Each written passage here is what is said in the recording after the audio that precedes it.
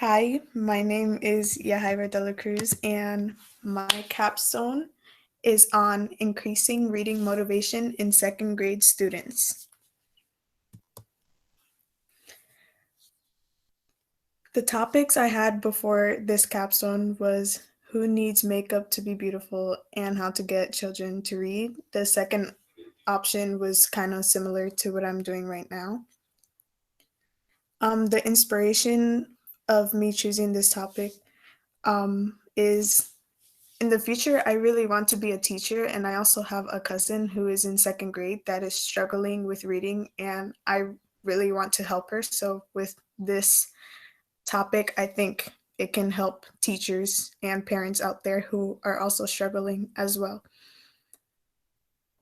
Why did I choose this topic? With this topic, I think it can help me gain experience with what some teachers go through, and it can also help me see through children's eyes to understand what they like in order to motivate them to read, which is an essential skill to have in life. Now I will be showing you guys the people that I worked with. My capstone teacher was Miss Kane. She was a great help in guiding me through the capstone project. She also recommended me a good mentor. Without her guidance, I would be lost right now, and it was nice having her as my capstone teacher. My other mentor was Miss Wilson. She was definitely a big help when I had questions. She helped and guided me through my project. She also helped me find the information I needed for my project. I wasn't sure who to choose as my capstone mentor, so Miss Kane recommended her, and I think she was a good help.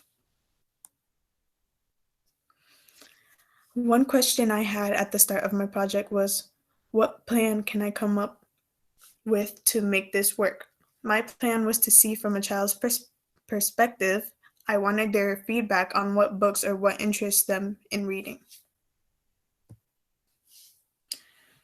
What I learned about my what I learned about my topic. I learned that children will be willing to read more if they read a book of the category they are interested in.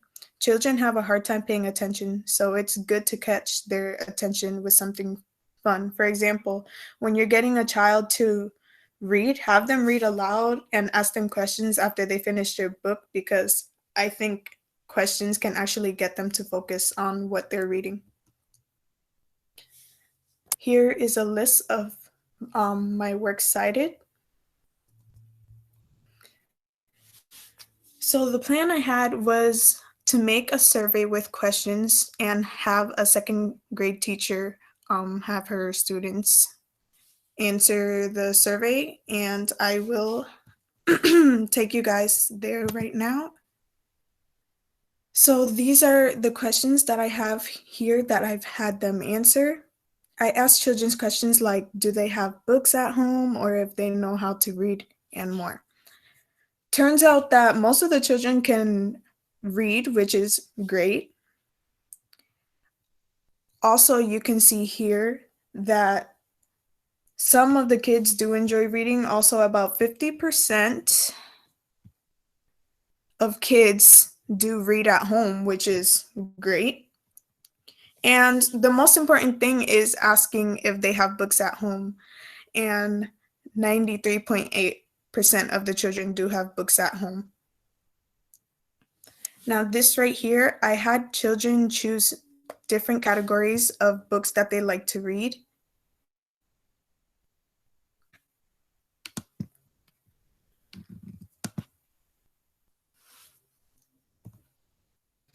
The process of my share out was, sorry, oh my gosh.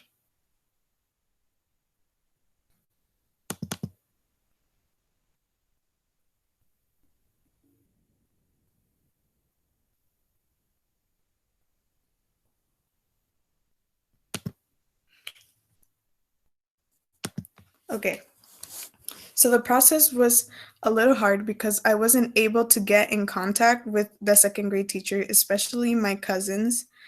But thanks to my mentor, we were able to find one. We had a little obstacle with reaching out to the excuse me, Teacher, but I finally got results from the students in my survey.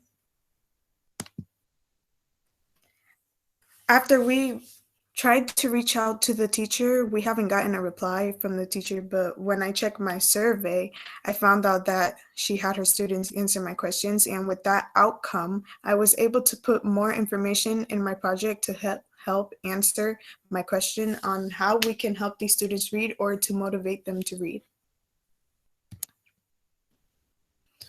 The reflection I have from this is, how can I take what I learned and use it in the future? From this project, I think I can use what I learned and use it in the future as a teacher to help the children pick books that would interest them, to help get them into reading, and to make it more exciting for them. How effective was my project? I think my project was effective because with the results from my survey, I was able to find out that most of the children did know how to read, which was basically what I was trying to find out, to if they actually read and that they do read at home as well. Something that I did find challenging was, again, finding that second grade teacher, and I also relied on my second grade cousin, which was not a great idea because thanks to my mentor, we would have not been able to get those results in my survey. And something that I can change in my project was, contacting the second grade teacher. I should have called the school myself and gotten contact with the teacher. So I think that's one thing that I would definitely change in this project. And that's all that I have for you guys today. Thank you for listening.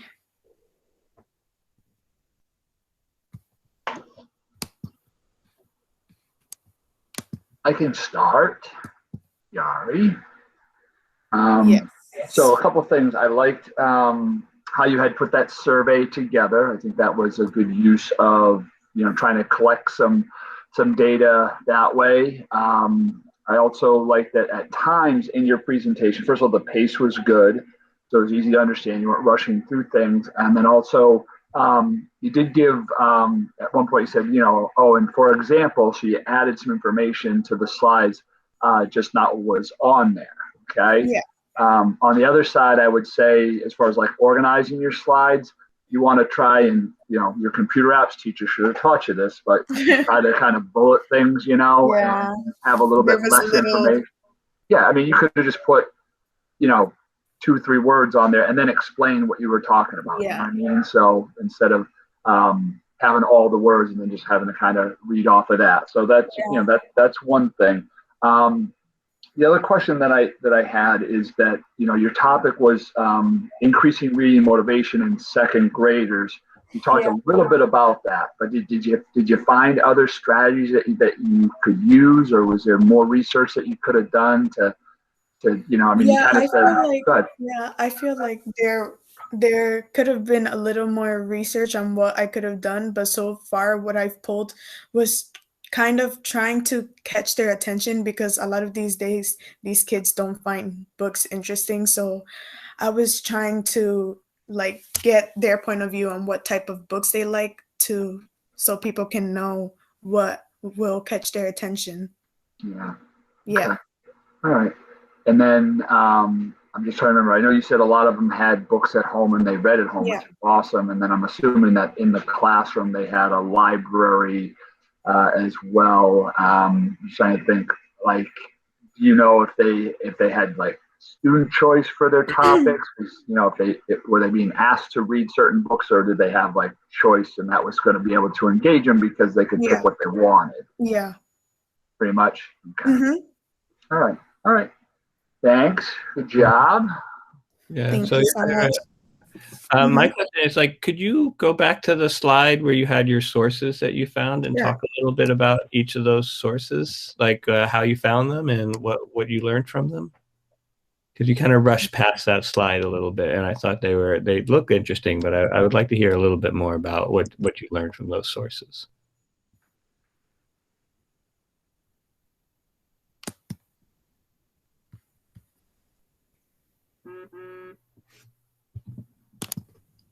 Here it is. Can you see it? Yeah. So tell me a little bit about those sources. So this first source was actually written from someone who worked at a university in New York, and she wrote some strategies that you can use to like help children to help them motivate, and that's where I got um the part where I said try to have a read aloud with the children, and you know how some books have like scripts, you know, make them act out as the character and stuff. That's where I got that idea from.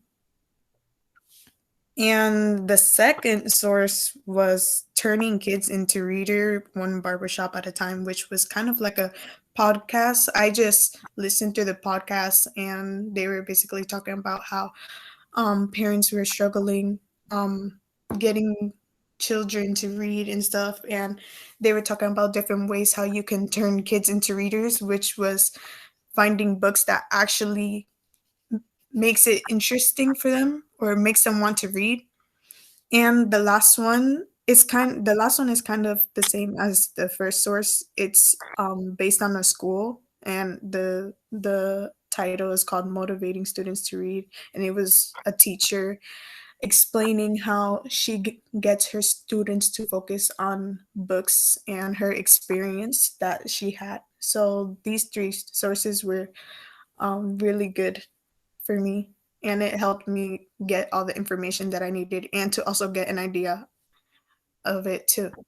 So it seems like with results of your survey, you found that students were actually more motivated than you were expecting. Is that Yeah. fair to Yeah. say?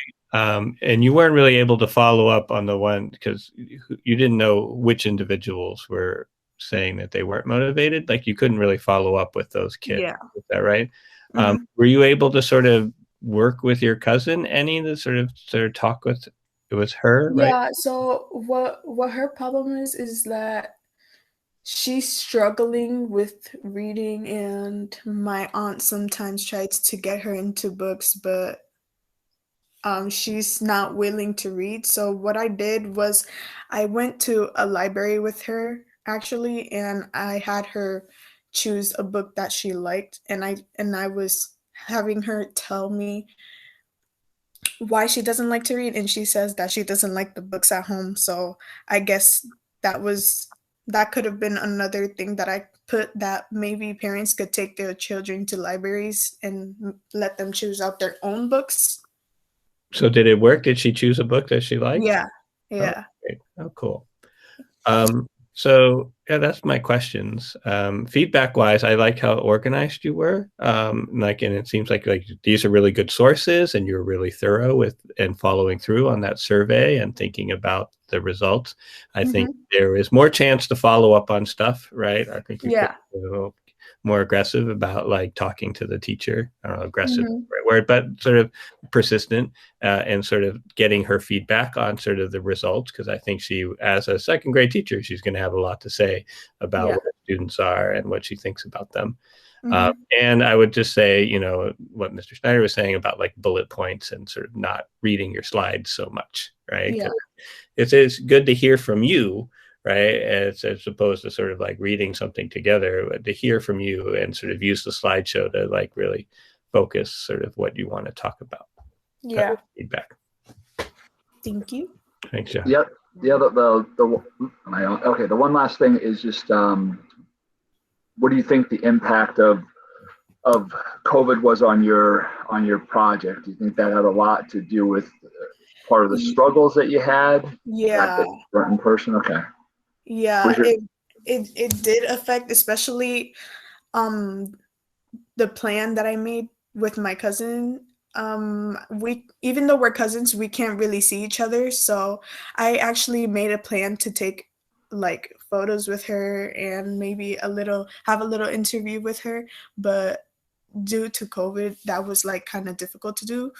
And going into the library was also difficult because she's young and her mom, you know, didn't want her to be out much. But at least we were able to get her into the library and have her choose a book, which was the most important thing. So I was able to get that done. But yeah, with the COVID, it was hard.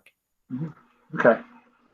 All right. With your research, did you uncover that even kids that had books at home still were not motivated to read? Or the kids that were able to choose books were still not motivated?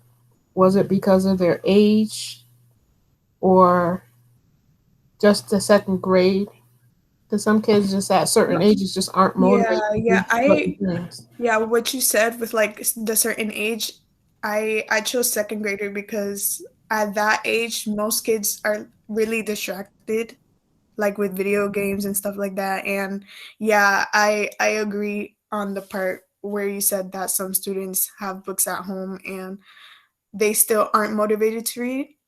Uh, I I think that there are kids out there who still have books at home and aren't that motivated. I think I could have researched and looked more into the students that still aren't easily motivated. So that's one thing that I could have looked more into. Okay. Thank you. You're welcome. Thanks, Yahira. Great job. Thank you so much. I chose to do my capstone on hairstyling and like learning new skills on hairstyling, considering I do have a hairstyling business. So yeah. Can you guys see my screen? No, not yet. Okay, give me 1 second.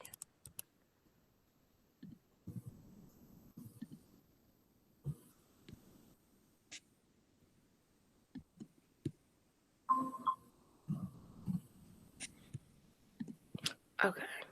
Great. So like I said, my capstone was on exploring new hairstyles and skills. And my topic choice was hairstyling because I style hair every day and I do have a wide range of clients with different hair textures, which I'm not too familiar. Before Capstone, I wasn't too familiar with all of these different textures. I normally styled uh, more like 3C hair, 4B hair, which I'll talk about later in my presentation. But I did have virtual dancing and dyslexia on my capstone, but I just felt like hairstyling was something I'd be able to talk about more and just enjoy throughout completing my capstone. And my hair business ultimately inspired me to do so. So in this picture, this is Jolie, who was my mentor, and she's also my braiding assistant. And she just gave me hands-on help when it came to executing each style on each of the models or the mannequin head. She was very proficient in ponytails and more natural styles. And me, I really only braided hair before I did capstone, and now I have a feel of new hairstyles. And my capstone teacher was Mrs. Kane, and she was extremely understanding and reassuring when it came to completing my capstone, because I did end up getting COVID, and that just like it pushed me all the way back because I wasn't able to work with my models. I wasn't able to meet with my mentor in person. We had to do a lot of Zoom meetings. And then Miss Wilson was very helpful with me. She was my first period teacher. So I would go to Capstone right after. So if we had extra time, she would help me either cite my sources, she'd review whatever ideas I had. And she was just very, very helpful. And she gave me a great outlook on what she thought, considering she has no knowledge on here. So that was a great perspective to take for my capstone.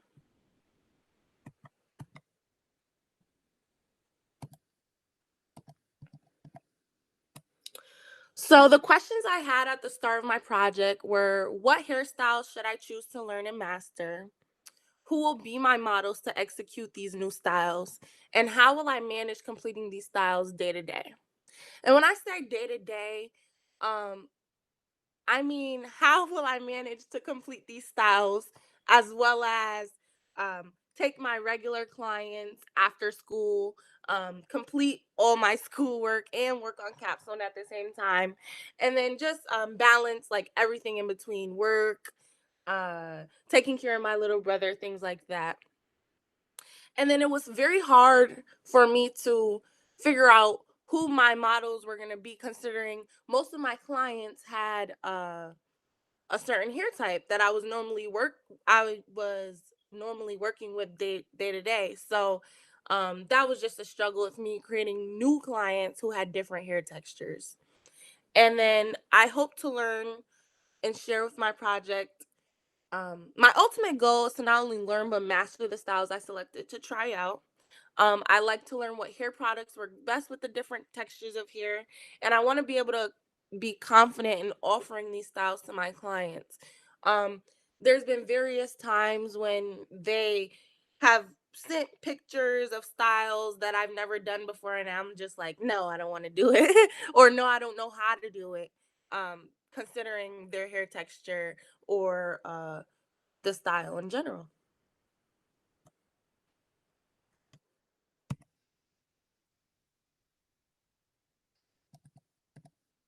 Oh my gosh. So, what I learned about my topic. So, Shine and Gem Magic Fingers Gel works the best with all hair types. I was able to use this gel for every single style I learned. And if you can see in the bottom right corner, that's what it looks like. And they have a line that just caters to all textures. In this picture, it shows the 4 different categories of hair types that I learned about.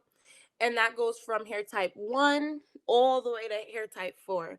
And as you can see, as the numbers get higher, the curl pattern gets a little tighter.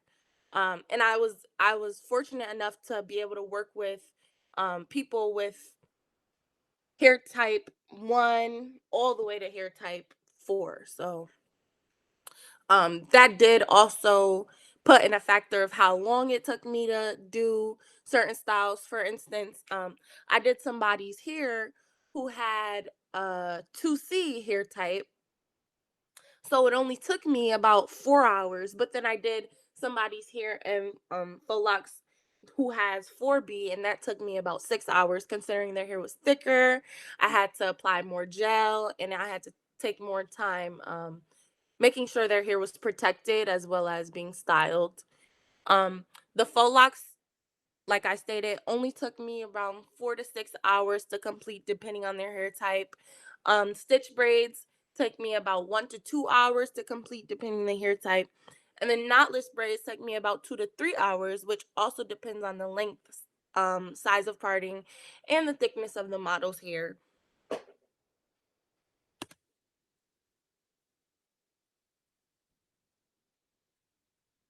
So these are called stitch braids.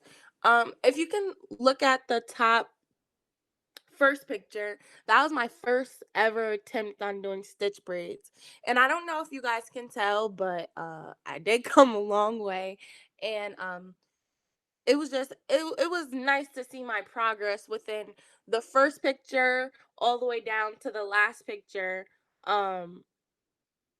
These were all of my attempts on stitch braids, and that was my progress on the stitch braids. These are considered faux locks, and the first picture I actually did those on myself. Those took a long time. They were very long. The parts were really small, but my hair texture is considered 3B, and it's more of like a soft curly.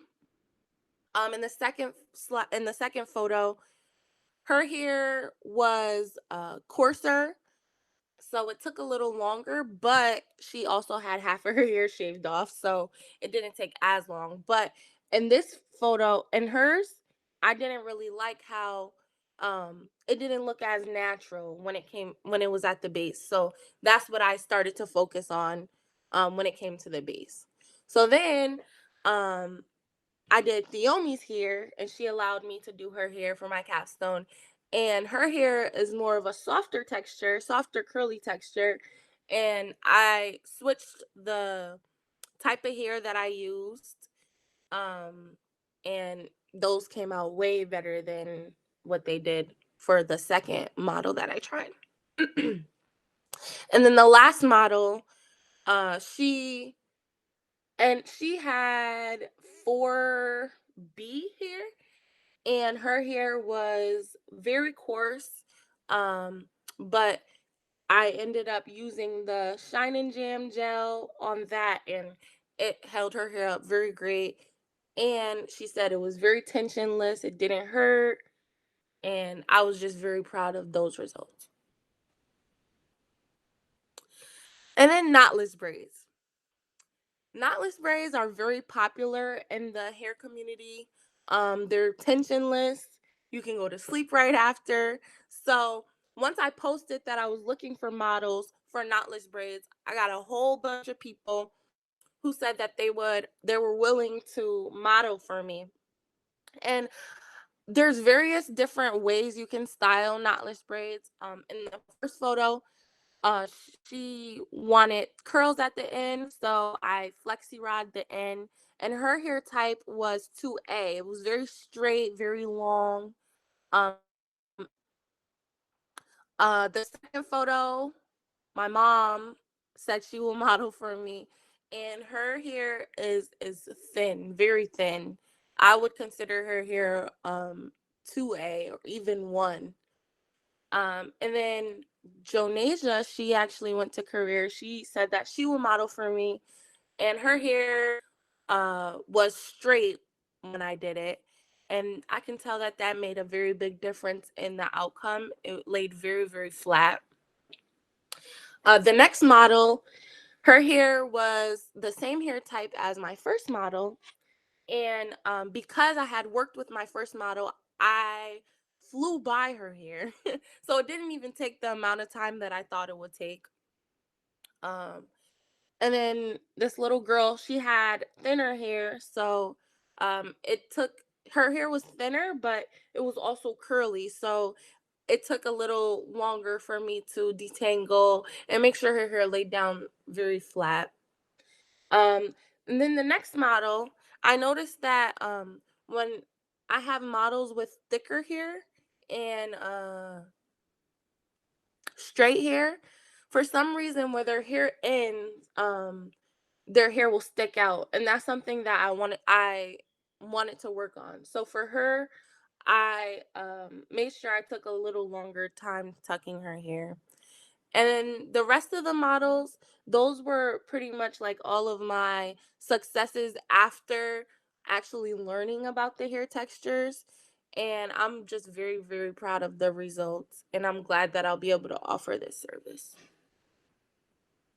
So these were my failed styles.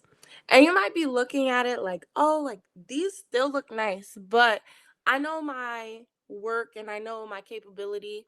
And so in the first style, her hair texture was very thick and coarse. And the hair that I used to do twists, they just it didn't go well with her hair. My model said her hair was slipping out.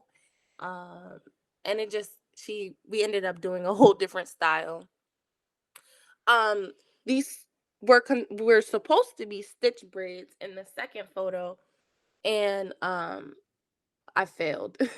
I failed, and I ended up doing her hair again, which she was in the other photos, and it came out so much better. And then these two braids, my model had thicker straight hair. And at the time, it was one of my first styles during my capstone, and it didn't look how I wanted it to look. And so below are ponytails. And these ponytails gave me a run for my money. I struggled each and every time. My plan for my capstone was to learn how to complete a ponytail, knotless braids, and faux locks. And I ended up having to switch my whole I had to switch from a ponytail to stitch braids because I couldn't master the ponytail. And I think it's nice to show you guys, you know, what, the ups and downs of it, because this was it was a fail for me. But now that I know, like, I don't think I would offer this style personally. And I normally just refer clients to my other colleagues for that style. So, believe it or not, I only used four sites. Um, three of them which were YouTube videos to teach me how to do these styles, and then I used my mentor as well to teach me. I did a butterfly locks tutorial that I used on YouTube, and then I had an article based on it was called Hair Texture, What's Your Hair Type? And that really helped me. It told me what type of products work best in each hair texture. It told me what hair type actually was, because I was only familiar with type 3 through 4, and I wasn't familiar with type 1 through 2. Then it had a how to knotless goddess braid tutorial, and then the long ankle braid, which is what I originally chose to reference the ponytail on, but I ended up using my mentor to teach me how to do stitch braids, so I didn't even have to look up a tutorial. For my Shiro, I video recorded the process of learning and completing new hairstyles, and then shared them with my fellow colleagues in the shop. I was fortunate enough to meet a client who I was talking to her about my capstone, and she mentioned that she had a shop closer to where I lived, and her daughter needed her hair done. And she was like, "Yeah, you can use the shop." And I ended up doing her hair in her shop, and I was able to record and film the video of the process of how I completed the faux locks. Through this process of me learning, I was able to obtain models. With their consent, I executed numerous hairstyles in order to not only advance my craft but offer more services in the future. Um, in the process of me executing my capstone, I discovered certain techniques would not work for certain hair or specific styles. And my fellow colleagues were able to learn techniques that I use for my videos. So I hosted just a sit-in, and I put the video, these are one of the many videos that I did on these styles, but I hosted a sit-in, and they watched each style, and they were you can tell that they learned just as much as I did in those little short clips. Um, so you can only imagine how much I learned throughout this whole capstone period of time. These were the ladies who I work with every single day, with an exception of two who are not in the photo. But throughout the completion of my capstone, I was surrounded by a team of young women constantly supporting my craft, and the models that I used to help me also kept a positive attitude in order to help me advance. So, as I stated, I had a lot of failed attempts. Not only the ones I included in my slide, it was just too many that I could include. But I think that the failed attempts ultimately motivated me and showed me that I don't only have to I don't only have to do it one time and know that it's not for me. I can do it a bunch of times and still know that it's not for me, or it is for me, or I can improve on it. Not only did I schedule individual time slots for each model, but I had to accompany their schedule along with mine.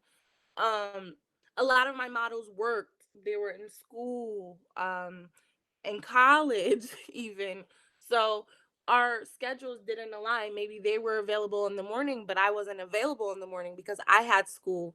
Or I'm available on weekends, but they're not. They have church or school or anything else that they had to do. Cancellations and rescheduling occurred in more areas than one. I think that probably was the most stressful process because um it was a time crunch. Capstone was on a timeline and I had to meet that timeline. And sometimes I had to find a whole new model to replace that in order for me to get done within that timeline.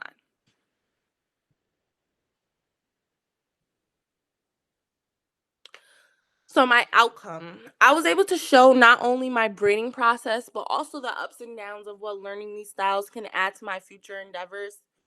While braiding the model's hair, I was able to form bonds with each young woman while learning about their natural hair journey and teaching them about proper hair care. I didn't always start with just braids. I started with natural hair, and ultimately, people don't know how to take care of their natural hair under a protective style. So I was able to teach my models how to care for their 2A hair once I learned how to care for 2A hair, or even how to care for their 4C hair when I already knew how to care for it. They just didn't.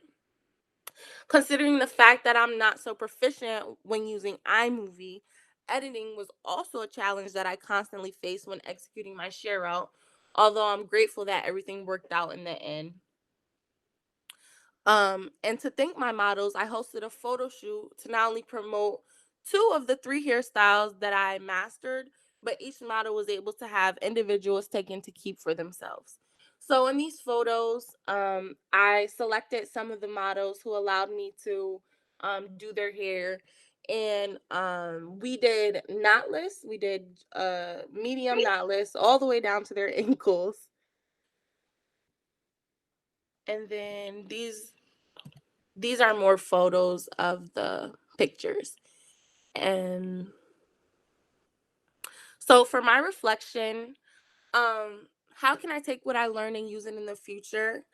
Now that I've learned and mastered faux locks, stitch braids, and knotless braids on all textures, I can offer a wider range of services to my clients and also charge what I know I should be charging for those styles, because all the models in my capstone, they didn't have to pay a thing. And although like it was a learning experience, it was very time consuming. um I'm currently a business owner in the process of expanding both my clientele and offered services.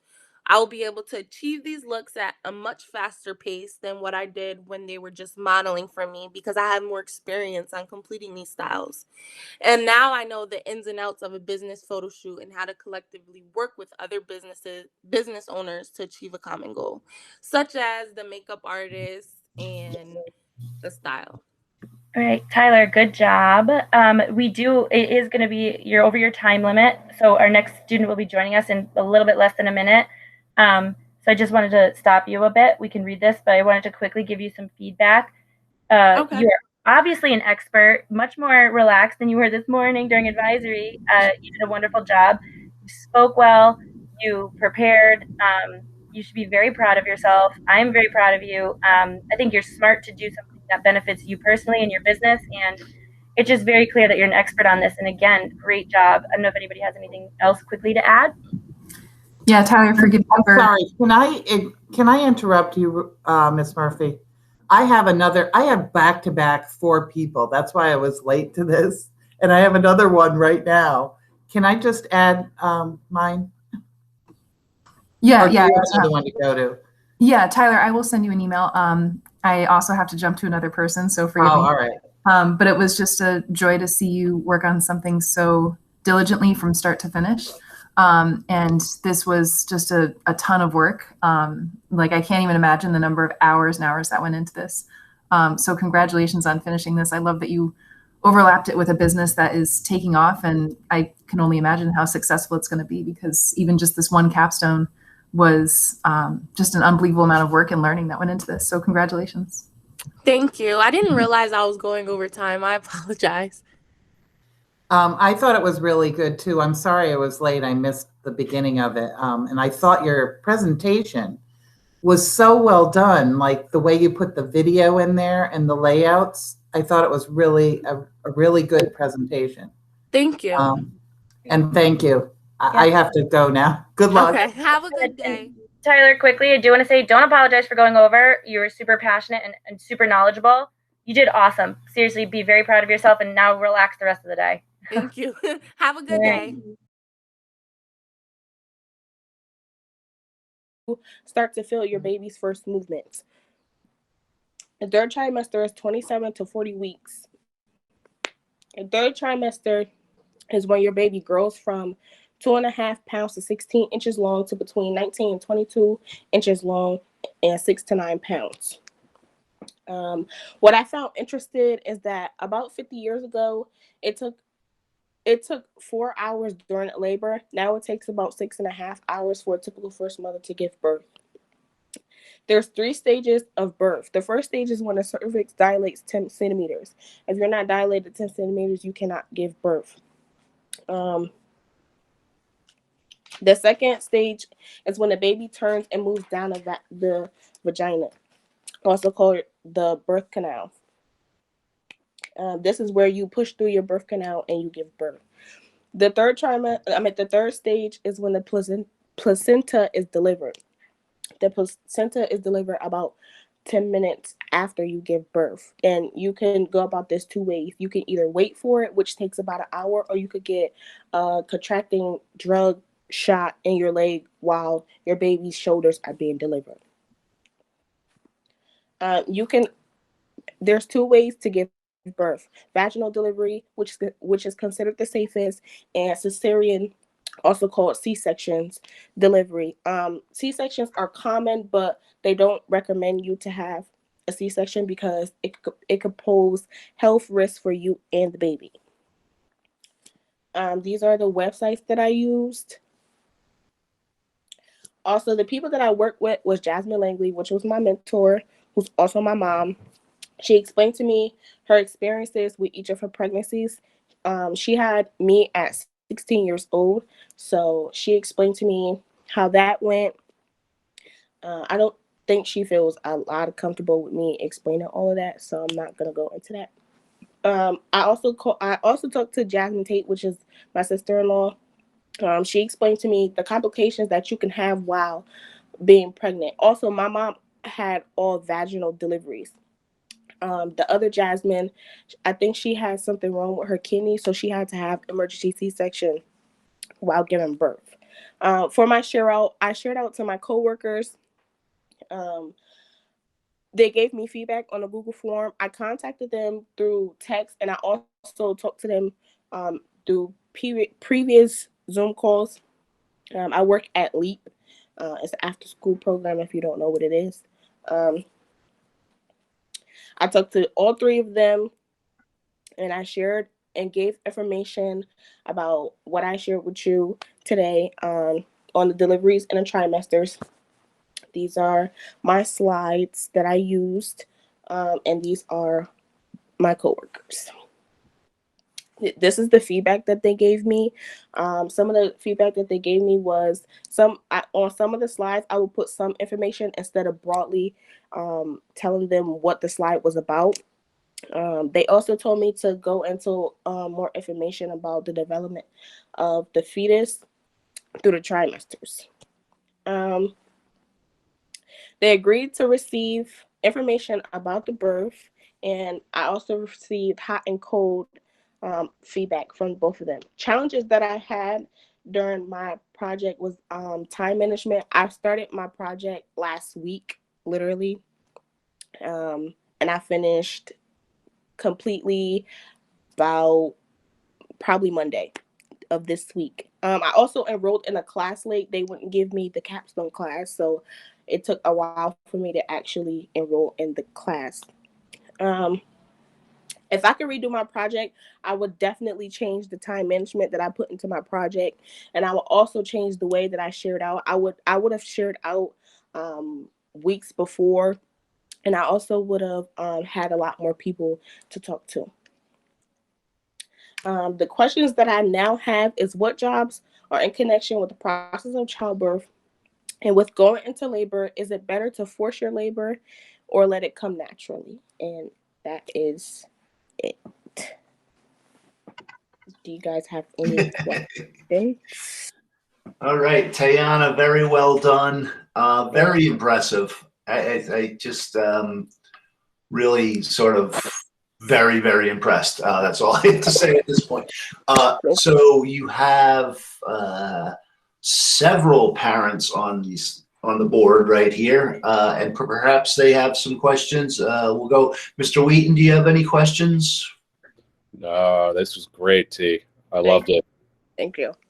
This is so weird that, Michael, I was looking at you while you were listening to this, and I could almost feel you being nostalgia for the birth of your kids. Miss Jaleel, do you have any questions? Yeah, Tiana, I wish you shared that in my classroom. Yeah. Should have done this yesterday. That's awesome. Yeah.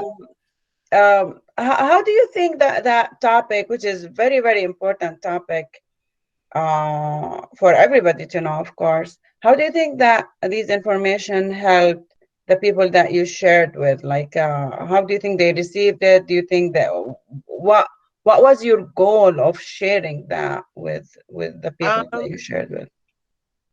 I don't think I really had a goal. I just think that I'm really passionate about being a delivery doctor. I always wanted to become a mother. When I was like in preschool or something like that, we had career day, and they asked me what I wanted to be when I grow up, and I told them that I wanted to be a mom. So I can't be a mom now. So the first thing is to help someone become a mother, to see that process, and so that I know when it's time for me to have children that I would go what they went through or something different. Yeah. And Tayana, I don't know if you know Miss Bally. She's our new permanent substitute. She was also in on the presentation. Do you have any questions, Miss Bally? Well, I don't have any questions, but I do have comments. So am I saying your name right, Tayana? It's Tiana. Tiana, my bad. Tiana, nice to meet you. So first of all, the presentation was great. I really liked that in the beginning of your goals, it was to teach like something new to people that they don't know about the process. And I learned that the 6.5 hours thing. So I was like, okay, because that makes sense though. I feel like it was harder in the past to they had harder labor. So I think that was interesting. So you accomplished your goal because I learned something new. And I also thought you were very well-spoken, and I liked how your mom was your role model for me too. Like, I feel like I felt that. And I like you were respectful of her story. You're like, I'm not going to share that part, but you gave her influence into it. I just thought it was overall very well done. And I liked that you said that you wanted more time and that you would do that sharing part differently. And then Miss Jalil was commenting about the sharing part too, and like who you shared it with. So you already picked up on what you could do better for the next time. So that's really, really well done. Thank you. And Miss Kane, do you have any comments? By the way, 6 hours. We were in there. Hi, are you guys able to hear me? I hope. Yes. Yeah. Okay. Sorry, I'm bouncing between all different presentations right now, but I wanted to pop into Tiana's as I was her capstone teacher, which I believe she had mentioned at some point in her presentation. But I'm so proud of her. She really chose a topic that she was passionate about, to move forward as a career too. But even going through, she made some great connections along the way. And I definitely saw her grow from the start to currently, today with her project. I don't know if she mentioned, but she did enroll a few weeks later into the course too. So it did really take effort on her end to catch up, and kind of be with everyone else that was taking Capstone from the initial start. So Tiana, I am so proud of you. I'm really happy you presented your project to everyone today. And I'll give you additional feedback when I see you on Friday. Okay, thank you, guys. And lastly, is there any hot or warm feedback that needs to be said? Mine doesn't need to be said. It's pretty self-evident. The only cool feedback I would give you, and this isn't even really that cool, is just be very clear about what your goal was in this project. If it was just self-enrichment, feel free to say that. That's awesome. Yeah, excellent. Or if you want to just ease people's minds about delivery and stuff like that, that's also fine. Just tell your audience right away, this is my goal of this presentation. And it makes your job a heck of a lot easier, but just perfect. Yeah, absolutely. And Tiana, you know what, honey? In the future, when you're going to continue down that path, this is like an amazing topic that you can think about with the difficulty that women of different background and ethnicities and women of color, they have more challenging situations than others in that field. It will blow your mind away. Yeah, that's so true. And Tay, do you have any questions for us or any comments? No. Very well done, and you have a very well-deserved break, and I'll see you Friday morning.